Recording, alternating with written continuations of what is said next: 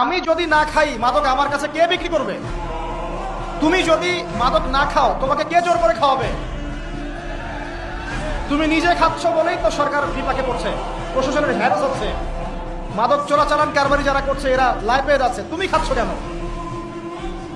যুবক ভাই, আপনি মাদক খাচ্ছেন কেন? আপনি খাচ্ছেন বলেই তো মাদক বিক্রি করতে পারছে। বাংলাদেশের মুসলিমরা একটা মুসলিম যুবক মাদক খাবে না, বা শেষ।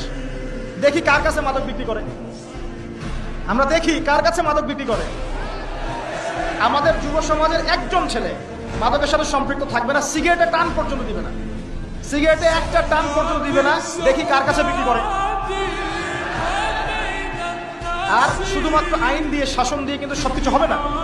মানুষের ভিতরটা পরিবর্তন না করতে পারলে, আল্লাহর ভয় না ঢুকলে মানুষ এগুলো ছাড়বে না। কিন্তু দেখবেন অনেক মাদকাসক্ত মানুষ কোরআনের হাফেজ হয়ে গেছে, তওবা করে আল্লাহর ওলি হয়ে গেছে। কিভাবে হলো? বিকজ তার মনের মধ্যে আল্লাহ পাকের ভয় এসেছে।